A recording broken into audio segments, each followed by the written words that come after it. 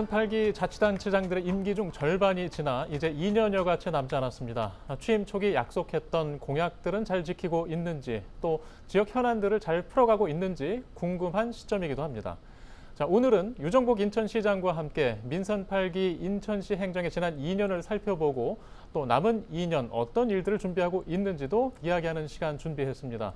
자리에 유정복 인천시장 나오셨습니다. 안녕하십니까? 네, 안녕하세요. 예, 벌써 취임 2년여가 지나고 이제 반기가 남았는데 그동안 인천형 출산 정책이라든가 또 재외 동보청 유치 등 큰 소식들이 있었습니다. 지난 2년을 돌아본다면 어떻게 평가하시겠습니까? 네, 지난 2년 동안 오직 인천, 오직 시민, 오직 미래라는 마음으로 쉼없이 달려왔습니다. 그런 가운데 지역이 안고 있는 많은 현안을 풀어내고 또 무엇보다도 우리 미래를 설계하기 위한 각종 정책들을 추진해 나가고 또 시민들의 생활과 관련된 민생 정책이나 이런 데 주력하면서 지난 2년 동안 달려왔는데 나름대로 적지 않은 성과가 있었다고 생각을 합니다만 또 우리가 더욱더 보완하고 개선해서 후반기 민선 8기 시정은 더욱 알차고 시민들이 행복 체감 지수를 느낄 수 있도록 해야 되겠다 하는 각오와 다짐을 갖고 있습니다. 예, 뭐 여러 가지 이야기를 좀 본격적으로 해보겠습니다. 자, 인천시가 지난 상반기 때 1억 플러스 아이 드림 소식을 내놓으면서 세간의 화제를 모았죠. 네. 이어서 시즌2 정책을 내놓으셨는데 천원주택이라는 헤드라인이 눈에 띄었습니다. 이게 내용을 좀 자세히 듣고 싶은데요. 네, 지금 이 국장도 말씀하셨다시피 지난해 우리 인천시에서 대한민국이 앓고 있는 가장 심각한 문제 중에 하나가 저출생 문제고 이를 지역 단위에서 선도적으로 해결해 나가겠다 해서 1억 플러스 아이드림 정책을 발표했지 않습니까?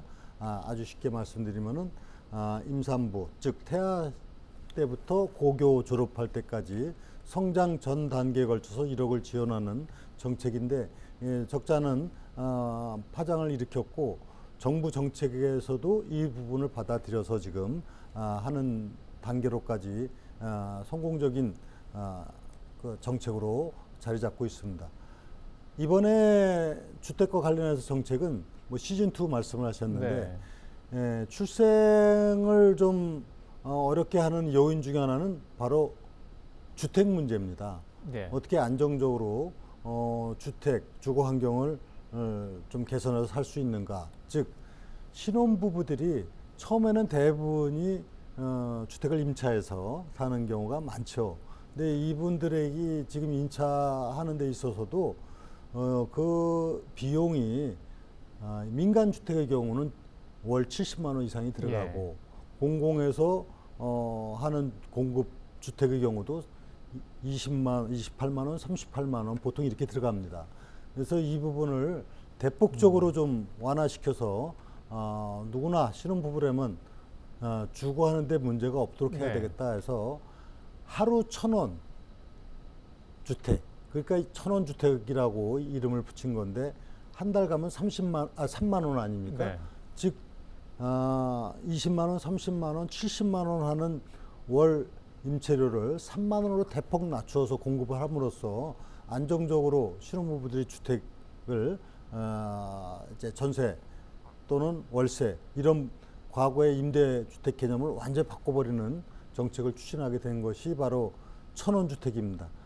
이거는 아마 굉장히 신혼부부에게는 주택 문제로 인해서 결혼이나 출산을 꺼리는 부분을 해소하는데 적지 않은 도움이 될 것으로 생각을 합니다. 예. 지금 이제 저출생 대책 중에 어떤 행정에 앞서서 지금 계속 인천시가 보여주고 계신데 지금 대출이자 지원 내용도 있잖아요. 네. 지금 제가 말씀드린 거는 주택을 임차해서 사는 경우를 얘기하는 겁니다. 이거는 1년에 1,000호씩 공급을 합니다. 1,000호. 1,000호씩 공급을 하는데 이제 더 궁극적으로는 내 집을 갖고 싶은 거죠. 그래서 내 집을 마련하기 위한 정책으로는 우선 그 지금 내 집 마련을 위해서 이 신생아 대출을 해주는 정부의 특례 조항이 있습니다.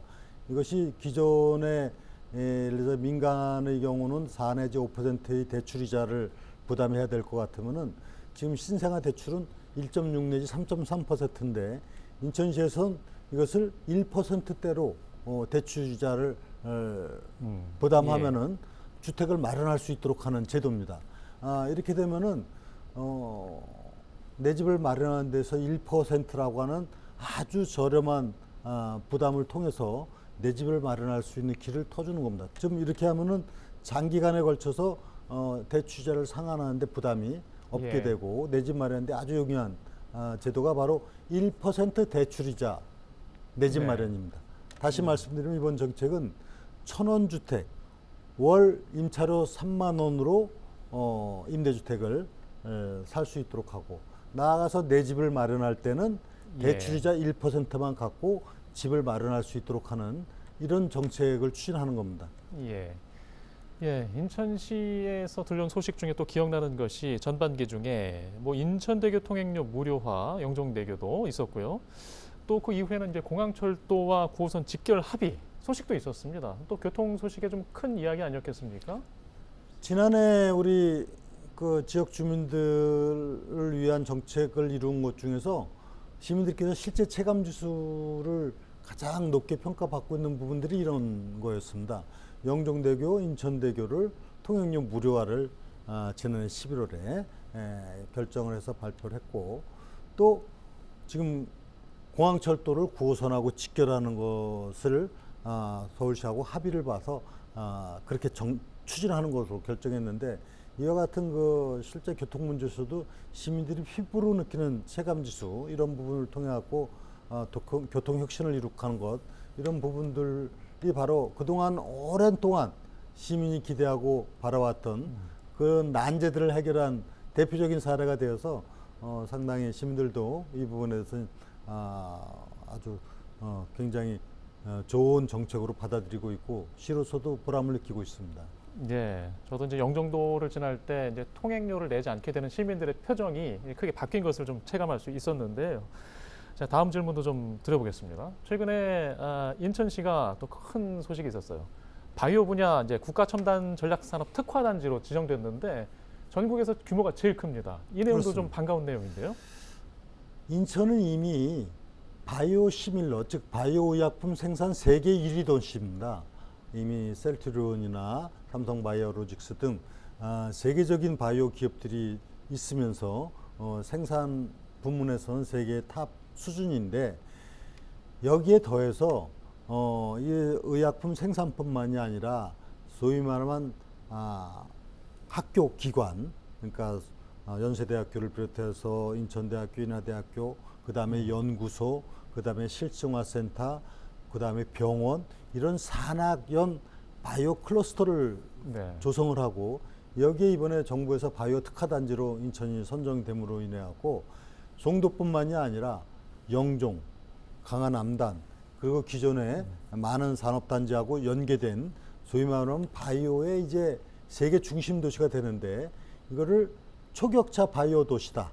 즉 다른 어느 도시도 따라올 수 없을 정도의 초격차 바이오 도시가 인천이 되게끔 이렇게 하는 정책이 바로 이번에 바이오 특화단지 선정으로 이루어지게 됐고 앞으로 이제 정부 또 민간 부분에서 약 36조 원이 이 바이오와 관련 부분에 투자가 됩니다. 네. 그래서 인천은 일대 혁신적인 미래 성장 산업의 중심지가 될 것이고 이로 인해서 경제적인 또 고용 창출 이런 부분에서 획기적인 발전이 있을 것으로 기대를 하고 있습니다.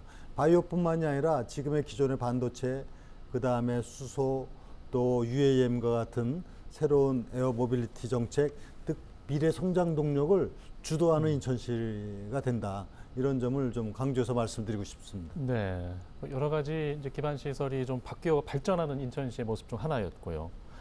앞에 이제 여러 가지 반가운 소식들도 있었지만 교통 분야 중에 네. 이제 정부에서 K-패스 사업을 올해 시작을 했는데 이제 경기도와 인천시, 서울시가 처음에는 좀 혼란스럽긴 했어요. 출발 시점이 달랐기 때문에. 그런데 결국엔 지금 시점에 와서 보면 이제 환급 할인 어떤 규모나 범위가 아이패스가 좀 가장 큰 것 같습니다. 이 내용도 좀 자세히 듣고 싶습니다. 네, 수도권 지역 주민들의 교통 편의를 증진시키고 또 저렴한 대중교통비를 갖고 이용할 수 있도록 하기 위한 제도가 서울에서도 하고 경기도에서도 하고 합니다만은 인천은 이런 전국적으로 하는 KPS에다가 IPS 제도를 도입했는데 무슨 말씀이냐면은 대중교통 즉 버스나 지하철 이건 전국에서도 이용할 수 있습니다. IPS를 활용해서 이 대중교통을 이용할 때 월 15회 이상을 이용하면은 그 다음부터는 횟수에 제한 없이 무제한으로 20%를 기본적으로 환급을 다음 달에 받습니다.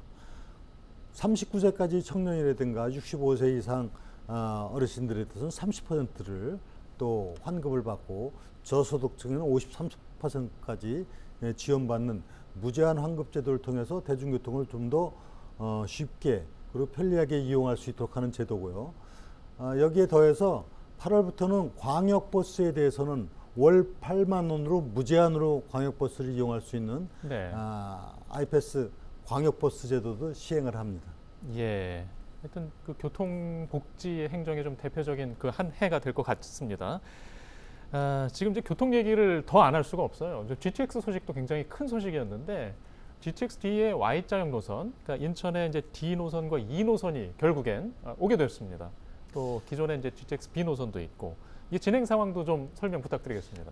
네, 철도하면은 대한민국에서 처음으로 철도가 시작된 곳 인천 아닙니까? 1899년 경인전철이 시작이 됐는데 경인철도가 이제 시대가 바뀌어서 지하 그 광역급행철도망을 구축하게 됐습니다.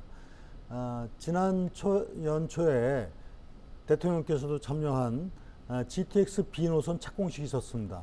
인천 송도에서 출발해서 서울을 거쳐서 청량리 마석을 가는 이제 노선이 되겠는데 이것이 이제 착공이 돼서 2030년에 개통을 목표로 추진되고 있고 이 철도가 개통이 되면은 송도에서 서울역까지 29분대 예. 달리는 아주 고속 철도 시대를 열게 됩니다. 이건 차질 없이 지금 진행을 해 나갈 것이고 GTX D 노선, E 노선은 영종 공항에서 출발해서 서울의 남북으로 가게 되는 철도망인데 이것은 이제 내년도에 제5차 철도망 계획에 네. 포함이 되고 그 다음에 예타를 거쳐서 차질 없이 추진될 수 있도록 하는데 정부 계획으로는 이것을 영종도부터 출발하는 기본적인 방침을 이미 확정을 해서 추진을 하고 있습니다. 예, 아주 반가운 소식이 아닐 수 없습니다. 다시 한번 들어보니까 좀 기억에 선명합니다. 자, 지금 또 예고된 철도 계획 중에 지난 총선 때도 아주 화제의 공약이었는데 경인선 지하화. 사실 이게 예산 문제 때문에 사실 걱정이 많았거든요. 가능할까요? 제가 가장 역점을 두고 있는 정책 중에 하나가 경인전철 지하화하고 경인고속도로 지하화입니다. 이것은 그동안에 대한민국의 경제성장 산업발전의 동맥 역할을 해왔지만은 지금은 도심을 단절하는 이런 장애 요인이 되고 있고 또 이로 인해서 주민들이 겪는 불평과 비효율이 큽니다. 그래서 이것을 지하화하는 사업을 추진하는데 국회에서 이미 이 철도 지하화법이 통과가 돼서 금년 안에 이제 선도 사업을 정할 겁니다. 네. 전국에 많은 대상지가 있지만은 경인 전철이 그 선도 사업에 포함될 수 있도록 지금 철저히 준비를 하고 있는데요. 사실 아시다시피 이 철도도 이 사업을 하기 위해서는 충분한 수요, 사업의 그 경제적 타당성 이런 것이 뒷받침돼야 되는데 경인 전철은 말 그대로 이 지하화하는 데 따른 경제성이라든가 시장 수요가 충분하다. 즉 대체로 약 9조 넘게 이 사업비가 들어가지만은 지상부를 활용한 수익 사업을 통해서 상당한 재원을 마련할 수가 있고 또 상당 부분은 공원 녹지 문화시설이 되고 이렇게 함으로써 이것이 가장 최적의 철도 지하화의 대표적인 지역이 될 수 있다. 해서 정부하고 앞으로 긴밀히 협의해서 금년 10월 안에 이 제안서를 내고 네. 또 연말 안으로 선도 사업이 될 수 있도록 지금 준비를 하고 있습니다. 예, 반가운 소식을 좀 기대해 보겠습니다. 자, 이제 좀 걱정하는 이야기도 좀 해보겠습니다. 인천의 이제 수도권 매립지, 지금 대체 매립지를 찾기 위해서 수도권 세 개 지자체가 3차 공모를 함께 했어요. 아직 찾지 못해서 뭐 인센티브도 강화하고 조건도 완화하는 방향으로 또 공모를 할 것 같은데 어떻게 될까요? 네, 이 수도권 매립지 문제는 제가 민선 6기 시장 때 한 발도 진전이 되지 못했던 것을 사자 협의체를 구성해서 합의를 했던 겁니다. 대체 매립지를 조성한다. 그리고 매립지관리공사를 인천에 이관한다. 그리고 매립지에 반입되는 수수료의 50%를 가산해서 인천에 넘긴다. 이런 기본적인 협약을 맺어갖고 추진해 왔는데 민선 7기에 이 부분이 시행이 안 되다 보니까 지금 지체됐던 겁니다. 그래서 저는 민선 8기 돼서 다시 이것을 민선 6기 때 왔던 사자 합의 정신을 지키고 이것을 이행해야 된다 해갖고 환경부, 서울시, 경기도하고 다시 사자 협의체 정신으로 돌아와서 합의사항을 이행하기로 이미 합의를 했습니다. 그렇게 하기 위해서 정상적으로 대체매립지를 조성하기 위한 대체매립지 공모 사업을 추진하고 있는데 지금 3차에 걸쳐서 하는 동안에 응모가 되지 않은 건 사실이지만 이번 4차 공모를 통해서 보다 더 인센티브를 강화해서 예를 들어서 이로 인한 어떤 매립지, 대체 매립지가 됐을 때 오는 강한 인센티브 부여 이런 것, 그 다음에 조금 더 유연한 제도 시행, 또 규모도 축소하고 이렇게 해서 4차 공모에 응하는 그런 대상지가 나올 수 있도록 지금 노력을 하고 있고요. 그 후의 관계는 이제 정부하고 협의해서 다음 단계 진행을 해 나갈 겁니다. 나머지 매립지관리공사가 인천시에 이관하는 문제 이런 등은 지금 사자 합의체에서 적극적으로 추진해 나가도록 함으로써 이 문제를 해결해 나가도록 하겠습니다. 예, 알겠습니다. 지금 인천시가 이제 여러 가지 이제 글로벌 유치 활동 대표적으로 지금 F1 그랑프리 유치를 하는 소식이 전반기 때 아주 화제였습니다. 근데 시민사회, 지역사회에서 걱정들도 많거든요. 네. 예, 좀 이 자리에서 이게 왜 필요한 것인지를 좀 얘기도 좀 부탁드리겠습니다. 네. F1과 관련해서 아직 우리가 어느 지역을 대상으로 어떤 규모로 어떤 재원으로까지를 얘기할 수 있는 단계가 아니기 때문에 걱정하는 목소리도 있다는 것을 잘 알고 있습니다. 그런데 분명한 사실은 이 F1이 세계 3대 스포츠의 하나입니다. 올림픽, 월드컵, 그리고 F1이 갖는 경제적 효과라든가 도시 이미지 브랜드 가치를 높인다든가 그 다음에 이루어난 관광 수입이 증대라든가 이게 사실 대단한 건 사실입니다. 그리고 이 F1이 영암처럼 경기장을 건립해서 하는 경기가 아니고 이건 도심 속 기시입니다.